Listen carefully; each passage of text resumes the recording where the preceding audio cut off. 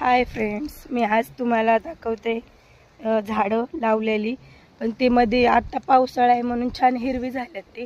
पण मध्ये उन्हाळ्यामध्ये पाणीच नव्हतं ना, तर निम्मी अर्धी झाडं आहे ना पूर्ण जळून गेली पाणी नसल्यामुळं.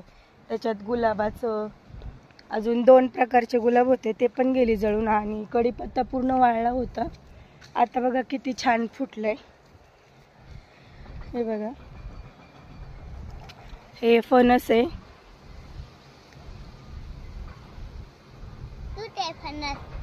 फणस अजून त्याला आलेलं नाही. हे फणसाचं झाड आहे.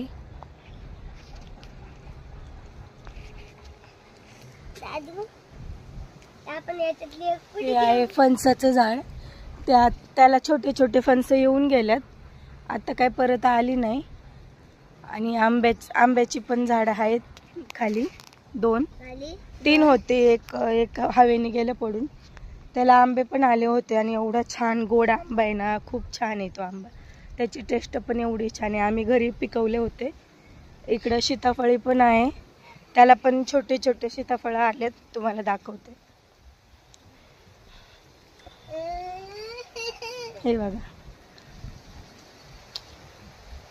अशी भरपूर सीताफळं आल्यात छोटी छोटी.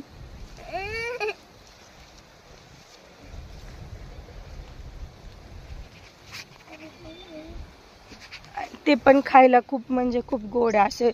आम्हाला आता सीझनला आहे ना, सगळे फ्रूट घरीच भेटतात खायला. सीताफळ, रामफळ, आंबे. माझ्या सासऱ्यांनी खूप वर्ष झाले म्हणजे त्यांनी झाडं लावलेली आहे. पण त्यांच्या पुण्यामुळे आज आम्हाला पण, माझ्या मुलांना, आम्हाला सगळ्यांना खायला भेटते. सगळ्या गोष्टी त्यांनी आमच्यासाठी केलं. एवढं सगळं म्हणजे झाडं वगैरे लावली, पाणी घालून मोठी केली. त्यांच्यामुळं आज आम्हाला सगळ्या गोष्टी भेटतात खायला. विकत आणून खाण्यापेक्षा नॅचरल घरातलं खायला भेटतंय. तुम्हाला जर हा व्हिडिओ आवडला तर लाईक करा, सबस्क्राईब करा, शेअर करा. Bye bye.